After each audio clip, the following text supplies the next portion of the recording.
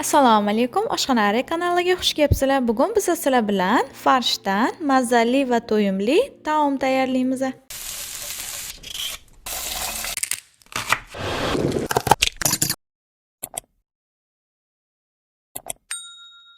Kerakli mahsulotlarni ekranda ko'rishingiz mumkin.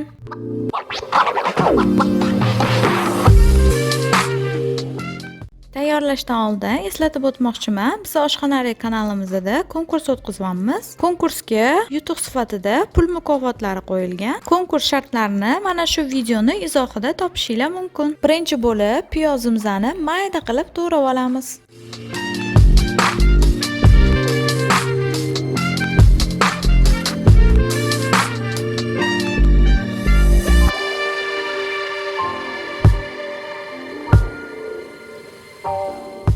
Keyin farshimizga piyozimizni qo'shib, tuxum chaqib, maydalangan zira, qora murch, qizil shirin qalampir, tuz qo'shib, yaxshilab aralashtirib olamiz.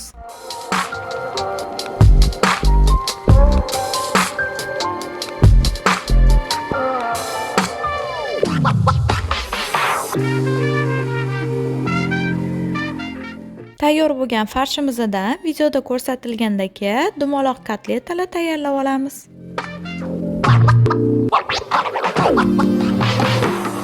Endi kartoshkalarimizni videoda ko'rsatilgandek o'rtacha qalinlikda kesib olamiz. Pomidorlarimizni ham dumaloq shaklda kesib olamiz. Keyin ikkita kartoshkani o'rtasiga farshimizni qo'yib, videoda ko'rsatilgandek idishga terib chiqamiz. Kartoshkalarimizning orasiga pomidor ham qo'yib chiqamiz. Agar xohlasanglar, baqlajon yoki boshqa sabzavotlarni ham qo'yishingiz mumkin.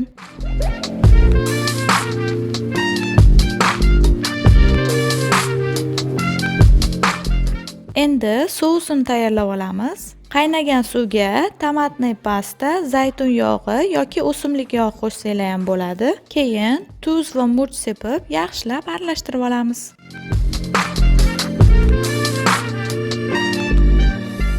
Tayyor bo'lgan sousimizni ovqatimizning ustidan quyib olamiz.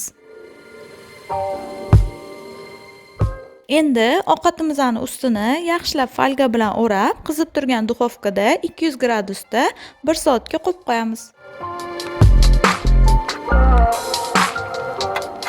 Mana 1 soatdan o'tdi. Endi ustidan sir va ko'katlar sepib, yana 5 daqiqaga duxovkaga qo'yib qo'yamiz.